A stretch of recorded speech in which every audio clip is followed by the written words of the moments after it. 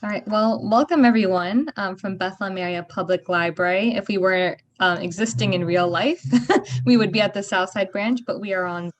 We're so lucky because Dr. David Mould is with us, and Dr. You're in Ohio right now still, or Actually, I live in West Virginia. I live in oh, you're in Charleston, West West Virginia. Virginia. But it doesn't matter, does it? Because we're all on a Zoom. No, we're all virtual right Yeah, now. I could be on the moon. Well, thank you for being with us tonight, and we're so excited that you are presenting the borders of our minds, which is very intriguing. So a few housekeeping rules. We're just going to ask that everybody put themselves on mute, and it looks like everyone is. Also, if you do not want your video on, you are able to stop your video in the bottom left-hand corner of your Zoom. We are planning on putting the session after it is recorded. It is recorded on either Facebook or YouTube. So if for some reason you do not want your picture or anything, you can stop the video. But it is not live. So right now it is not up, but the session will be recorded and put up afterwards. And so we're excited to have Dr. David Mould with us, who's Professor Emeritus of Media Arts and Studies at Ohio University. And you have traveled all over and you're going to share some of your travels with us. He has many travel essays and articles that have been published in Newsweek, the Christian Science Monitor, Times Higher Education, and History News Network. And his books include Monsoon Postcards, Indian Ocean Journeys, Postcards from Stonland, Journeys in Central Asia, and of course, your newest book, which is Postcards from the Borderland.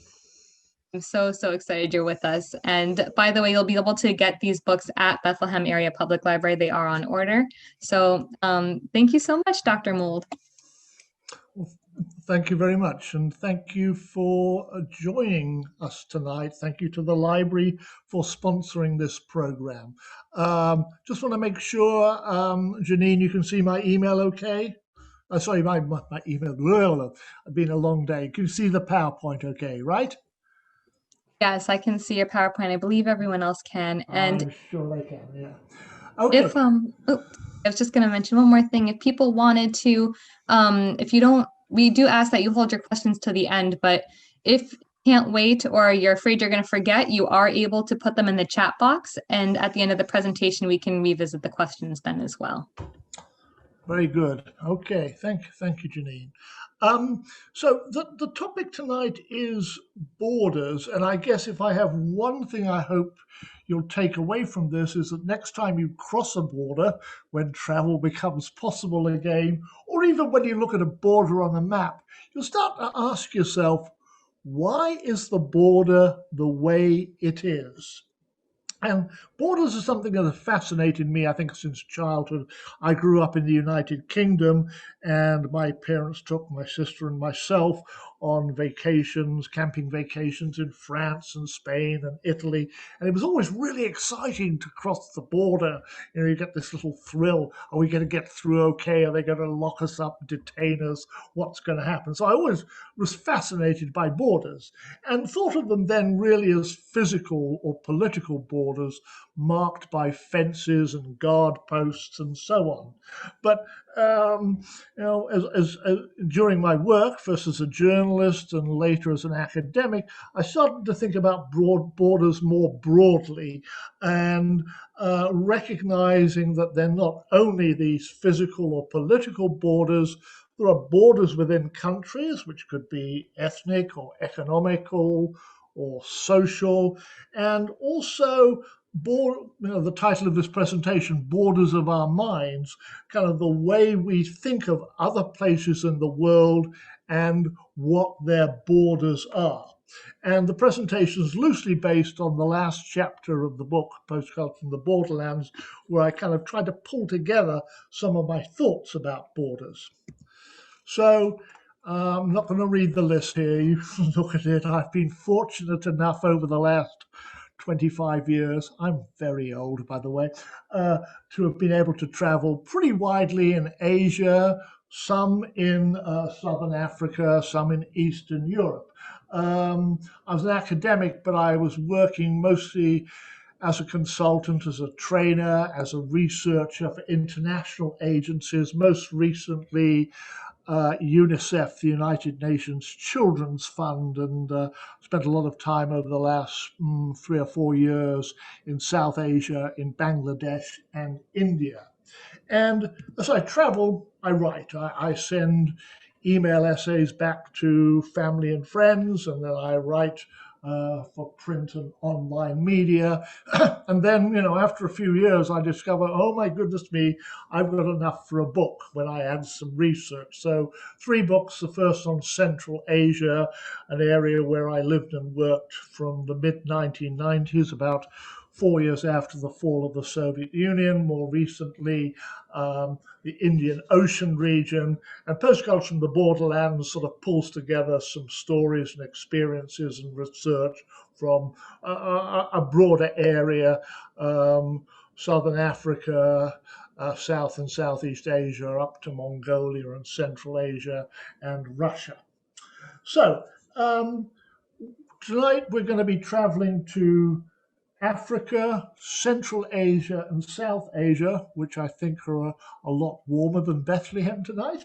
But we're going to start on more familiar ground in the United States by talking about borders. So I hope there are no New Yorkers in the audience, because I'm going to start by picking on New York City, if that's okay.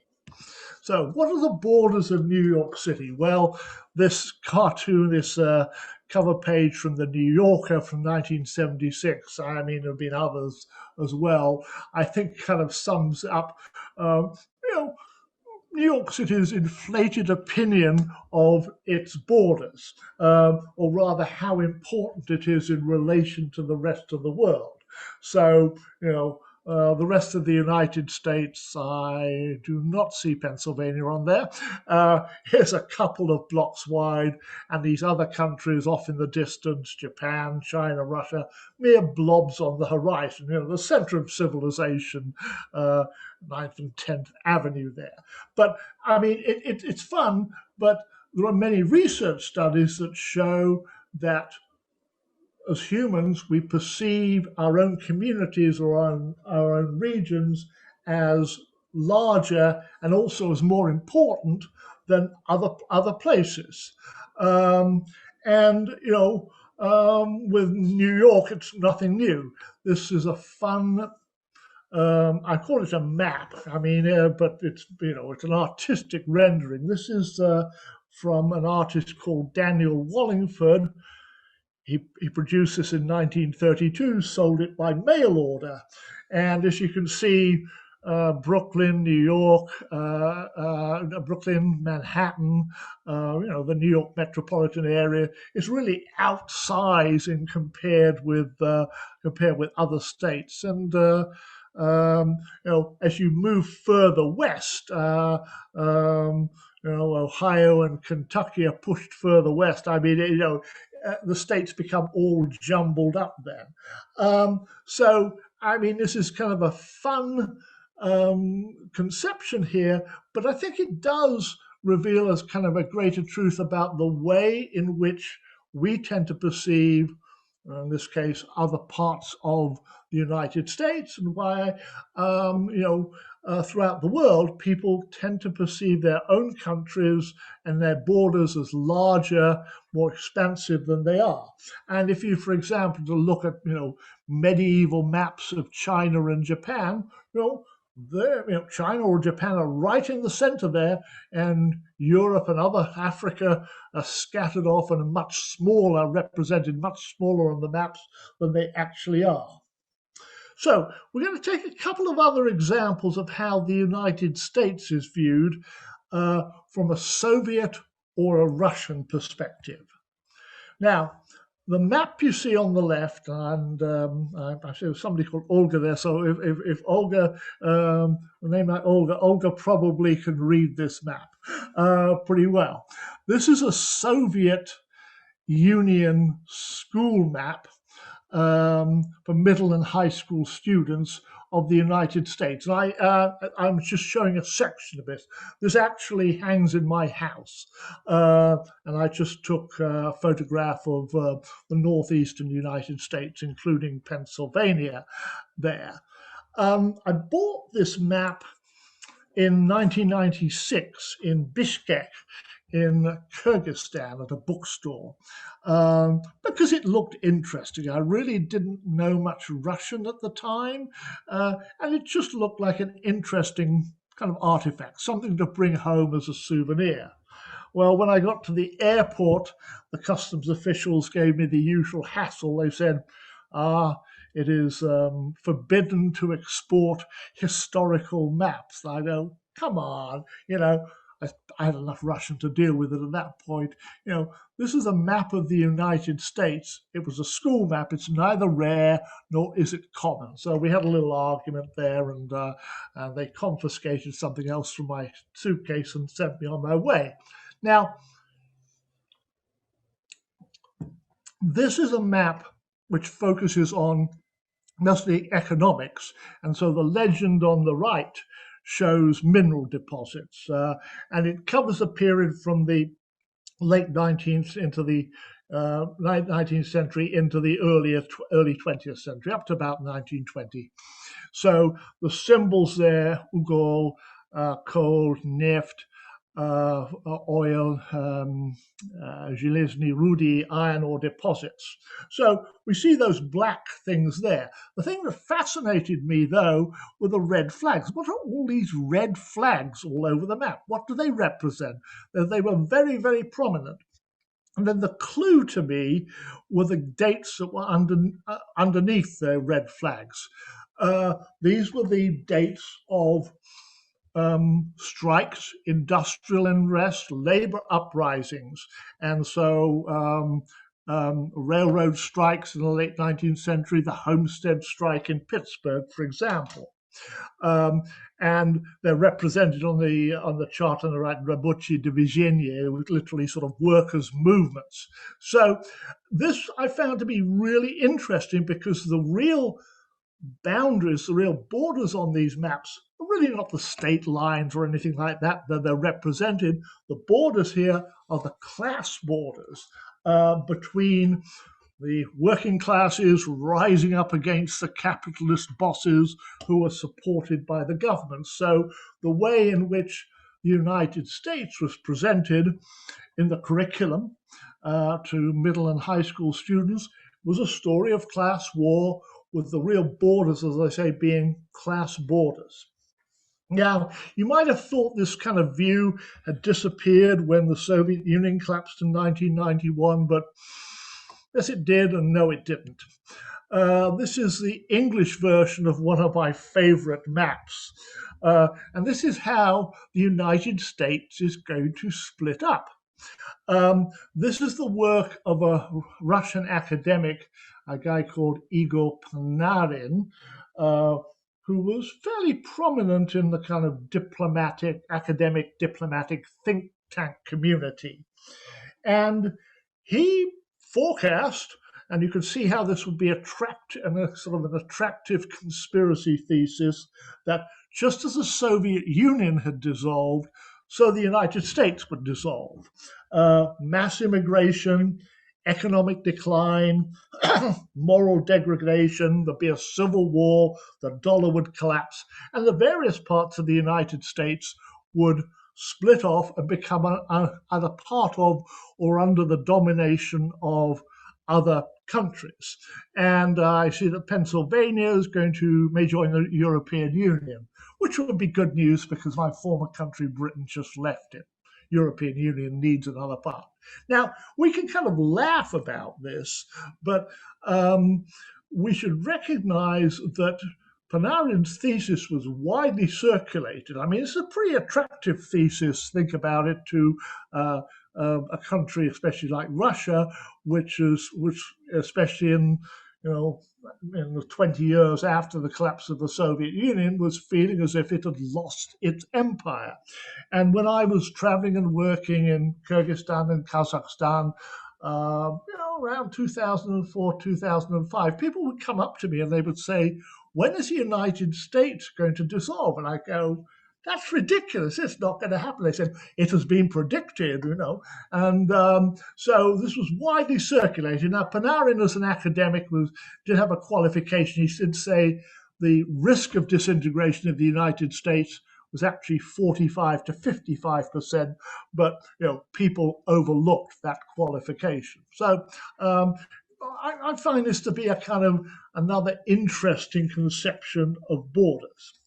Now, it seems silly, but is it indeed any more silly than some of the maps in our mind? And there are many of these. The cartoon on the left is a kind of depiction of maybe some of our views of the African continent, with the sort of borders drawn between gorillas and East Aid and that island off the coast that I've spent some time in, Madagascar, Madagascar. But the map on the right actually may be more meaningful. This is one of a series of maps that are based on what can I say? Google's tyranny of our knowledge. It lists the most common adjectives that Google auto-completes when you type in the question, why is such and such a country so? Why is Nigeria so? Why is Kenya so? Why is South Africa so? And as you see, we get a lot of poors, a few riches, some hots, and some dangerous and some violence. So again, of course, this is ridiculous in its way, but let's recognize that digital media do have some influence on how we perceive other countries and tend to stereotype them. So my takeaway from all of this is that we all construct mental maps based on who we are, our age, our gender, our values, our politics, our ethnicity, and but by the same token, some real borders make no more sense than our mental maps. I was an undergraduate history major in Britain, and I had to follow several centuries from like the 16th to the 19th century of all of these European wars, with bits of territory taken here and there, and the boundaries shifting. And that was difficult enough following those borders was difficult enough. But when I opened the atlas and I looked at other parts of the world, particularly the Middle East and Africa, I started to ask questions. Why are countries shaped the way they are? And why are some of these borders straight lines? These seem to make no sense. So, who drew the borders? Well, we'll start in Africa here. And the story really here is that the borders were drawn, including all of those straight line borders, by political leaders sitting around conference tables in European capitals, thousands of miles away, or at least a couple of thousands of miles away from the countries they were dividing up. And then over the next half century, the British, the French, the Belgians, the Germans, the Portuguese, started redefining the borders. But a lot of them, as you see, are kind of straight lines. This is a wonderful quote from this guy, the British Prime Minister, Lord Salisbury, and he's sitting with his French counterparts in London, and they're trying to figure out the borderline between the British colony of Nigeria and the French colony of Niger. And you see the quote, we're drawing lines upon maps where no white man's foot ever trod. The boundaries that were drawn paid no attention to where ethnic groups were. They paid little attention to topography. They cut across traditional grazing lands, so imposed by the colonial powers. And there's a principle here that determined this, and this is kind of the most academic thing I'll put into this presentation. I'm going to mangle the Latin here. Uti possidetis iuris, as you possess under the law. And that means that colonial boundaries or internal administrative boundaries are used to delineate new sovereign states, independent states. This is a principle that was first used in the 19th century in South America when the Spanish and the Portuguese empires were being dissolved. And because they wanted to avoid border disputes, they just kept these internal administrative boundaries. So what was the Spanish colony became Argentina or Peru or Ecuador or Colombia, Brazil for the Portuguese. It was easier to keep those boundaries than try to come up with some new way of doing it. So it was to avoid border disputes, but they were artificial. The other principle, one of self-determination, says that people or their leaders decide on independence whether they're going to keep the colonial boundaries or slice and dice up their territory into smaller, ethnically or religiously based sovereign states. That's a much messier way of deciding on borders. But look at these two maps here, and this shows how little has changed in Africa. Apart from a couple of countries, South Sudan relatively recently became independent, the modern countries of Africa have the same boundaries as their colonial counterparts. And this is one of the reasons why there are so many separatist movements, many of them ethnically based in Africa, because the colonial borders cut across ethnic groups or brought together several ethnic groups who might otherwise be in conflict. So the colonial borders were preserved when the countries became independent, in the same way as in South America, to try to avoid border disputes. But on the other hand, in many countries in Africa, which are of mixed ethnicities, national unity remains quite fragile. One of my favorite maps. What might have happened if those colonial powers had not divided up Africa? And this is by a Swedish artist, a guy called Nikolai Sean. And he did a study based on traditional kingdoms in Africa and tribal units in 1844, before most of the colonial before the colonial powers began to take control and divide up the borders. And as you can see, it's a very different kind of map with lots more kingdoms or countries, and I don't see any straight line boundaries there at all. Of course, this is a counterfactual. If this had happened, there would still have been conflicts between states, but it's interesting to see what might have happened, how Africa might have ended up if the colonial powers had not gone in and divided up and drawn those straight line borders. Okay, we're going to switch continents here. We're going to go to the Soviet Union.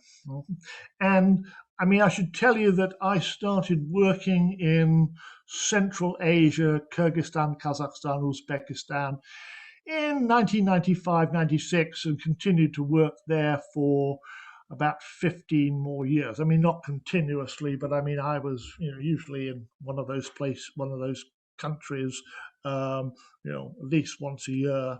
I lived in Kyrgyzstan for a year and a half, in Kazakhstan for about 6 months.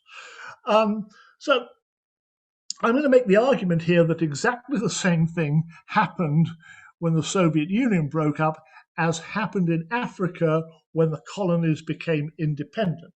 So to make a very long history short here, in the late 19th century, Imperial Russia of the Tsars, expanded eastward into Siberia and southeastward into what today is Central Asia. Central Asia was an area where there were a few kind of medieval khanates, kingdoms. There were tribes, but it was an area where tribal identity and extended families, that's really what kind of defined people's borders and views of the world. So after the 1917 revolution, the Soviet Union inherited all of Russia's territory. There were some brief revolts in Central Asia, which were crushed by the Red Army. But the Soviets were very worried about separatist tendencies. They were worried about, most Central Asians are Muslims. They were worried about Islam, and they were worried about ethnic groups as well, coming together and challenging their authority. So what they did was they essentially gerrymandered borders and created these Soviet Socialist Republics, the SSRs, and gave people a new national identity. Suddenly, you're not a member of this tribe or a member of this group. You are, you're in the Kazakh SSR or the Uzbek SSR. And it was totally artificial. These are gerrymandered borders. The Kyrgyz and the Kazakhs ethnically are very similar. And, most of them were traditionally herders moving from summer to winter pastures. And the joke I have is that a Soviet cartographer stood in the bottom of a valley and he pointed to a shepherd on one hill and said, "You're a Kazakh," and pointed to a shepherd on another hill and said, "You're a Kyrgyz, and we're going to draw the line here." So artificial boundaries drawn here. But this is what happened when these countries became independent, when the Kazakh SSR became Kazakhstan and the Kyrgyz SSR became Kyrgyzstan. The same borders were retained. Now, during the Soviet times, the borders between the Soviet Socialist republics really made no difference at all. You could travel relatively freely, you could go to school, you could go to the market, visit relatives. If you were a herder, you could drive your sheep and horses, across a boundary here, across an SSR boundary. But suddenly in December 1991, people woke up and discovered that the administrative boundaries between the Soviet Socialist republics were now national borders, and they couldn't cross them or not cross them easily. And so that created incredible disruption. This is an area called the Fergana Valley. It's in eastern Uzbekistan, southern Kyrgyzstan, and just look at the way the border's been drawn. It's it wheels. There are no straight lines here, but it wanders in and out. Uzbekistan is the kind of the yellow-green part of it, and this was deliberately done to separate ethnic groups. So in Osh, which is the second largest city in Kyrgyzstan, about half the population were Uzbek, but the Kyrgyz were in control of politics now. So, there have been ethnic conflicts through this region, and most of them are a result of the crazy way in which the area was sliced and diced to keep control of national groups. Also, with independence, conflicts over natural resources. In Soviet times, the bosses in Moscow could say to their managers in the Kyrgyz SSR, "Please release the water from the mountains, from the dams, so that in the Uzbek SSR you can irrigate the cotton fields," and vice versa. Uzbek officials were told to send natural gas to Kyrgyzstan. But when these countries became independent, suddenly there were wars over natural resources. And the classic case here is communication between these two cities, Osh and Jalalabad, both of them in Kyrgyzstan, respectively the second and third largest cities. They're only 30 miles apart. But you see that dotted line on the map there, that is Uzbekistan. So the direct route from Osh to Jalalabad, and there's a lot of commerce between these two cities, goes through Uzbekistan. And when the Uzbeks feel like shutting down the border, they shut down the border, or they find reasons to charge you a special transit fee. I mean, I've traveled across that border and there is always trouble. Okay, the larger national politics being played out in that little sliver of land there. So, what happens here is that to avoid fines and hassles, closed border crossings, a lot of drivers take about 3 times as long because it's a kind of mountainous road, about 65 miles through this little place called Uzgen to go from Osh to Jalalabad.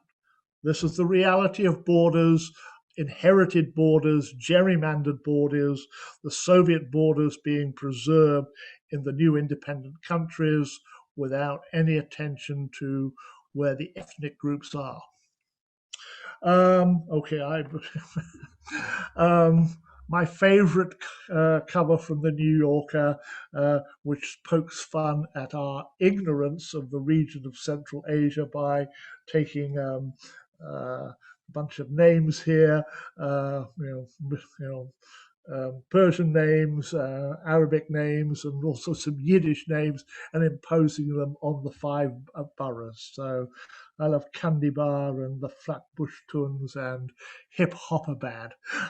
But I mean, it is symptomatic of the, shall we say, the ignorance that a lot of people, I mean, not just in the United States, have of this region of the world. And I've tried to be bipartisan in my in my comments here. People, senior politicians who should know a lot better have become confused about these countries. And so are my colleagues as well. I mean, I've come back to my university from Kyrgyzstan or Kazakhstan or Tajikistan, and people will say, "Where have you been?" And I'd give the name of the country, and they'd look puzzled. And I say, "Is that near there?" No.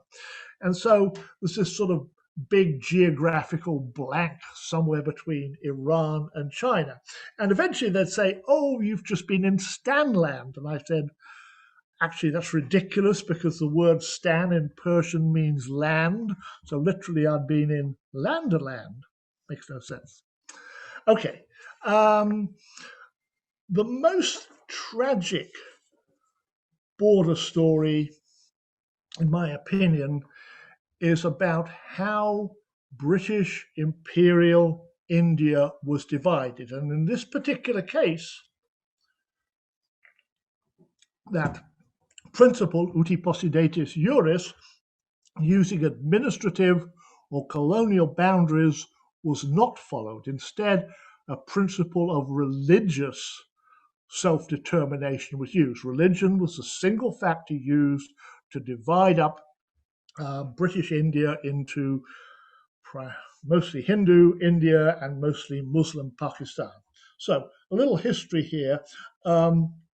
British India was created over a period of about 150 years by the East India Company, which started off as a trading organization that fairly quickly developed into a rather formidable military power, which also hired itself out to various Indian rulers who wanted to have a good mercenary army, conquer a little bit of their neighboring Maharaja state.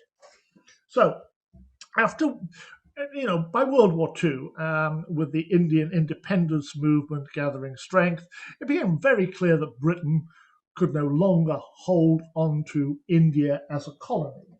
So how would it be divided?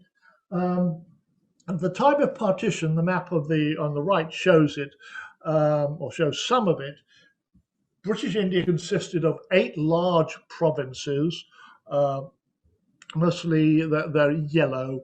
Bengal, it would be an example, Bihar, the Punjab, and some smaller provinces, and then a lot of princely states. Now, the larger ones are represented here in that pink color.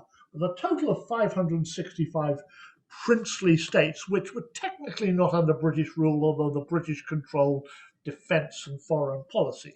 So how do you divide up this country? Well, after World War II, some of the larger princely states, and I've circled Hyderabad here, a place I've spent some time. Their rulers said, these are princely states, they said, why can't we become a constitutional monarchy within the British Commonwealth? And with Hyderabad, a princely state like Hyderabad, it made sense. I mean, Hyderabad in land area was almost as large as Britain. It had a population of about 16 million, an economy the size of Belgium.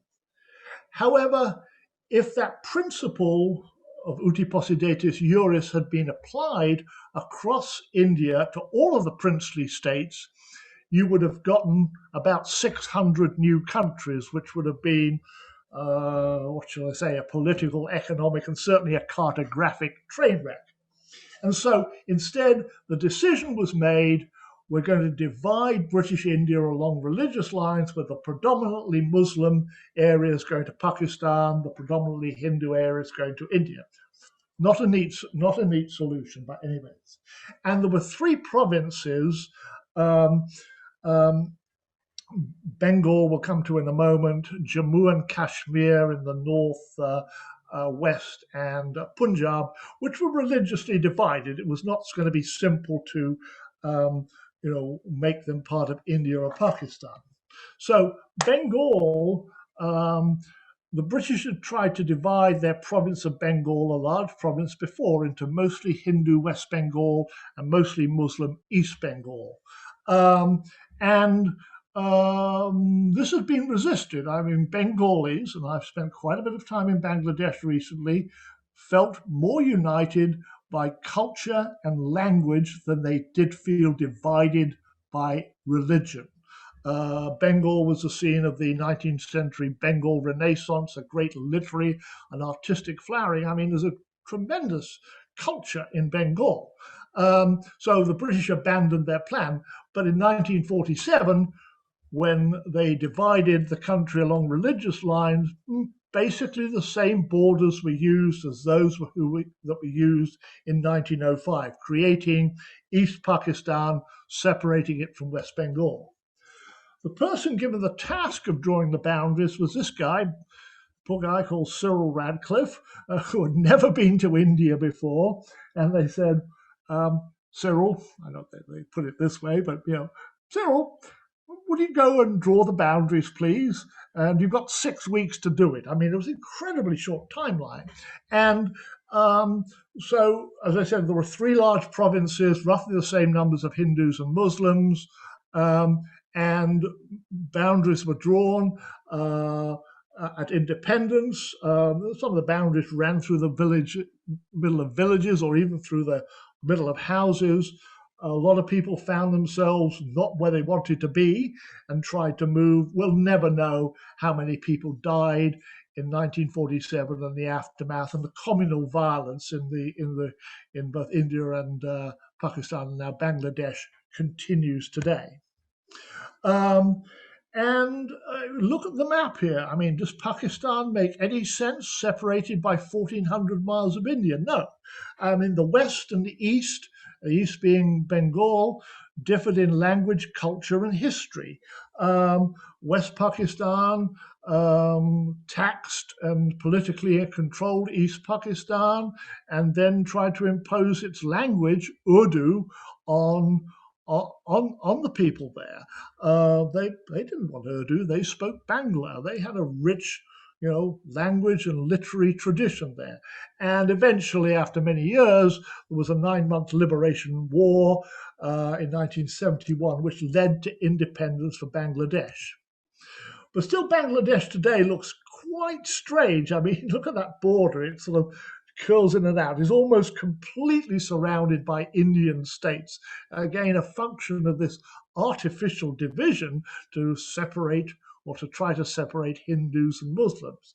So it's almost half as long as the US-Canada border, and it's a small country, say about the size of Illinois or Iowa. A lot of people, though, 170 million, about half of the population of the United States, so it's quite crowded there.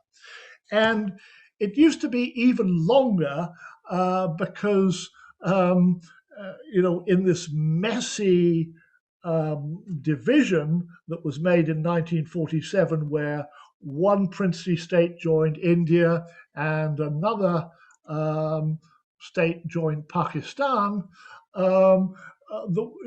Some of these states had little bits of land kind of across the border there. So a territorial enclave is a part of one country surrounded by another country. And so it looks on the map here as if there's this sort of skin rash along the border here.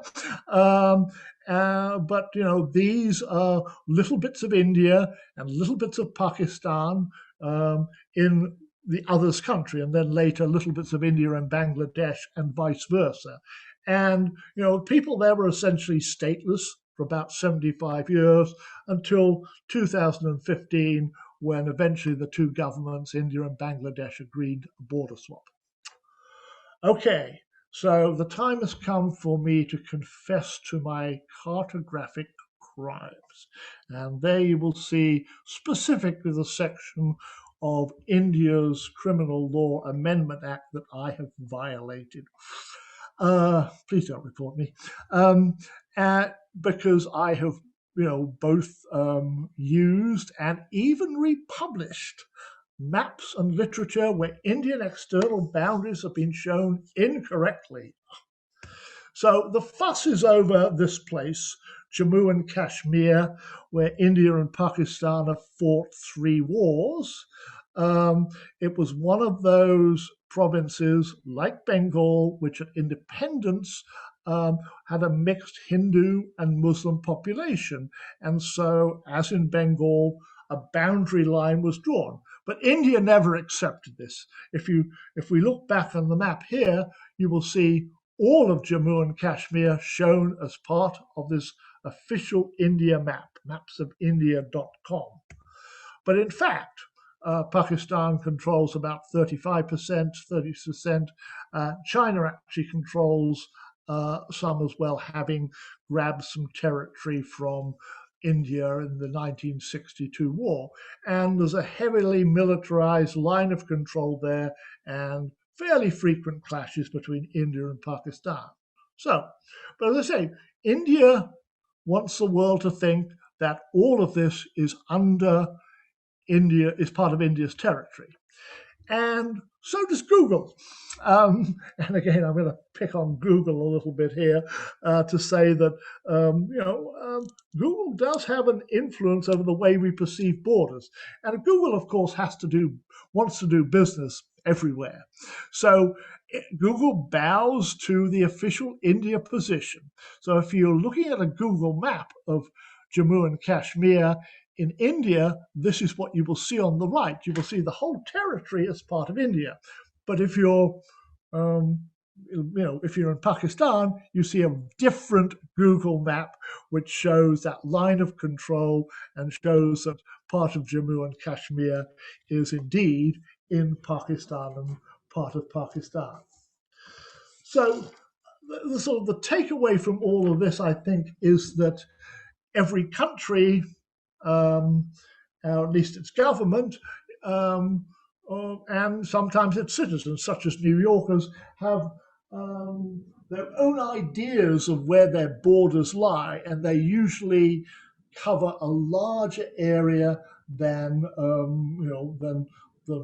they actually control, or those borders recognized by neutral parties and international agencies. So increasingly, borders around the world, I think, are not only physical or political, marked by posts, barriers, and walls, but they're what interested parties believe or portray in their media that they should be. So I put up a slide here. I do weekly travel blogs. I'll be happy to add you to my list if you want to send me an email. But I think I'm going to, oops, all right.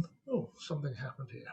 Okay, let me just stop the share here, and I'd be really happy to entertain questions or comments. Thank you so much for your attention, and I hope you feel this was 45 minutes well spent, away from cable news or Netflix or whatever else you would be doing at this time. I think you can open the microphones, Janine, if you want. Yeah, I can't unmute everyone Oh, you can't? Okay. No, I can post unmute. now, but I I think they can unmute themselves, can they? yes, absolutely, they can Oh, do yeah. that. Okay. Yeah. All right. I like to start with a question, and this is more of your experience in doing this research and asking these important questions. I guess what were some of the things that you were surprised at yourself, or what were some of the assumptions you had made about borders before you asked some of these questions and that you kind of disproved along the way, or things that surprised you? Um, I guess, until I started traveling in the mid 1990s in Central Asia and later in South Asia and Southeast Asia, most of my travel had been in Europe, okay, in Western Europe. And, there were borders there, but things were pretty straightforward. I, I was really not, expecting, to get stopped, hit up for fines, hit up for special transit visas. I mean, the kind of this level of hassle and corruption at the border. So, some of it is kind of because governments are at war with each other. Other is simply because border guards and and police are poorly paid, and so um, you know at this point, to that point, crossing borders had seemed fairly straightforward. Now it always seemed to be an exciting challenge in a way. I mean, I'll tell you one story here. I mean, I'm trying to leave Kazakhstan. Um, a place called Almaty, which used to be the capital. I'm at the airport, and these two cops stop me on the street, and they look at my passport, as they're allowed to, and they said, your local visa has expired. And, because it was like a national visa you have to buy and then kind of a local stamp. And they said, that will be $100 fine. I go, oh, really? Show me. Yeah. Покажите мне. Because I figured that even if it was a problem, it wasn't. The fine was not denominated in dollars; it would be denominated in Kazakh tenge. So we go into an office. It's not even clear it's a police office, and we argue a bit. And I say, "Look, I don't have $100." And they say, "How much money do you have?" And I go, "Well, I've got about this much in tenge." They said, "Oh, that'll do." And, and so we had a nice conversation, and they offered me a shot of vodka, and I went on my way. But I mean, I, crossing borders in some parts of the world does become an adventure. I mean, and my view on this is, okay, so I paid, $8 or something like that, whatever I paid them, but I got a much better travel story in return. I actually came out ahead on the deal there. But I think that worries people. I think when they travel, this level of petty corruption that takes place, and I think you have to expect it. You have to deal with it, and argue your way, but also be prepared. I think to sometimes agree your way, which is ethically, I think, difficult for Westerners some of the time.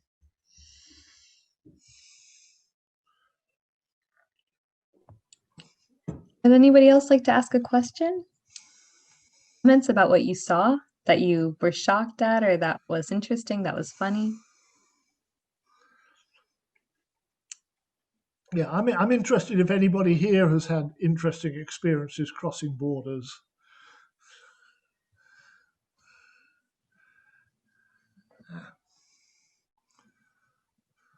Well, I guess Janine, you can ask me another question. Well, I'm interested in the way we teach, I guess, in the United States, the way we teach our children, the way we learn about history, and how Mhm. that, I mean, you kind of mentioned it in the very beginning about how we see ourselves as kind of just, I wrote down here, um, kind of the way that we see ourselves as bigger than we are. Like I'm thinking, Yeah. The city um, upon the hill and all of that. yes, Yeah. yeah. But Um, that's not, you know exclusive to the United States. I think I probably didn't emphasize the point enough. But you know, other countries, China's a good example of having a sort of inflated opinion of itself, which is historic. I mean, old Chinese maps from the 16th and 17th century show China at the center of the world, and like Europe, sort of like this little bit off the edge, and Africa's a bit off the edge. I mean, it's all about China. So, I mean, and look at India as well, as I gave the example there. So, I think, especially with large countries, they do tend to kind of inflate their borders. I mean, I didn't include this in the presentation. China's quite interesting now. Because China is, trying to, going into the South China Sea and building islands, and China actually sort of issued a new passport, which had kind of the background to the passport showed China as actually much bigger than it is, and people in Vietnam was included in part of China, and so Vietnam for a time refused to let people with these passports into the country because it showed Vietnam as being part of China. So these games are played all the time, but they're actually quite serious. In India,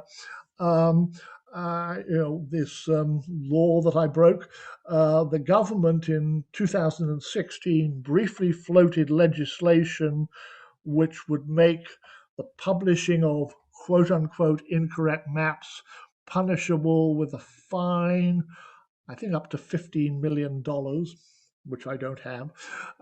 Just so I didn't have $100 for those Kazakh cops, or up to 7 years in jail. And they withdrew the legislation after a while. But I mean, it shows kind of how paranoid countries are about their borders.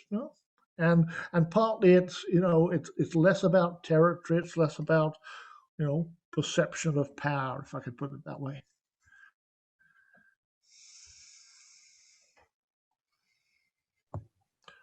Anybody else? Any questions or comments? Well, maybe we should wrap it and thank everybody for joining us tonight. I appreciate it. It's been fun for me, I can say. Yes, thank you so much. Yeah, go ahead. Sorry. As I say, I'll just end with the thought I began with. If don't expect you to remember everything from tonight, and there won't be a test on it. But if it makes you think a little bit about borders when you look on them on a map or cross them, and think about how they came to be the way they were, then I've achieved a little bit there. So that was really my sole educational goal there. Wonderful. Thank you, Dr. Mould. And just a reminder to our participants or people that are watching this that your book will be available at Bethlehem Area Public Library in the weeks to come, Postcards from the Borderlands. So thank you so much for hosting and for teaching us something new. We appreciate that. I really appreciate it. Thank you so much. And everybody support your local library, okay? Thank you so much. Thanks so much, Janine. Take care, everyone.